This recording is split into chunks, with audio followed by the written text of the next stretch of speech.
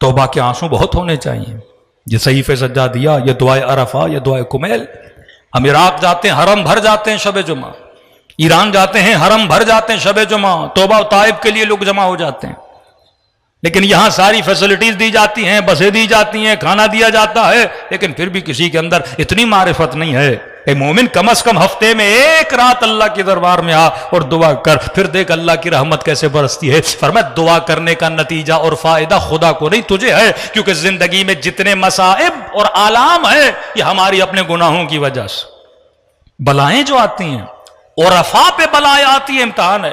ہمارے اوپر جو بلائیں آتی ہیں وہ ہمارے گناہوں کا نتیجہ ہے. کیا آغا جعفر مجتہدی ایک واقعہ نقل کرتے ہیں، فرماتے ہیں ایک انسان کی زندگی میں بڑے مسائل تھے، مشاکل تھے. کسی خاتون نے آ کے ان سے کہا کہ میرے، اب دیکھیے چھوٹی سی خطا بھی انسان کو کہاں لے جاتی. کہا کہ شوہر نے کہا کہ قبلہ اب جو میری بیوی ہیں ان کے سر کا درد نہیں جا رہا، مطلب اتنے دنوں سے ہر دوائی کھا لی لیکن سر درد ختم نہیں ہو رہا. تھوڑی دیر کے لیے آ گئے مجتہدی نے سوچا، جعفر مجتہدی، اس کے بعد کا خاتون تم نے بے وجہ اپنے چھوٹے بچے کو مارا ہے جس کے نتیجے میں تمہیں سر میں درد ہوا ہے. اب جا اس بچے کے دل سے جو رنجش ہے وہ نکال.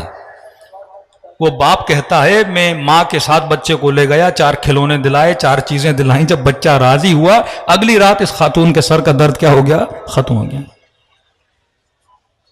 بہت بڑے عالم دین تہران کے فرماتے ہیں مجالس پڑھتا تھا، ہمیشہ جب گھر دیر جاتا تو میں گھر والوں کو بتاتا تھا. اس زمانے میں ٹیلی فون اور یہ چیزیں نہیں تھیں. کہتے ہیں ایک دن مجھے بہت لیٹ ہو گئی، تقریباً رات کے 2:30-3 بج گئے، اور میرے بچے پریشان، بیوی گھر میں اکیلی تھیں، بچیاں چھوٹی تھیں. وہ اتنے پریشان ہو گئے کہ اللہ جانے کوئی حادثہ نہ ہو گیا ہو، کہیں پہ کوئی مسئلہ نہ پیش آیا ہو. 2:30 رات کے 3 بج گئے، آئے کیوں نہیں؟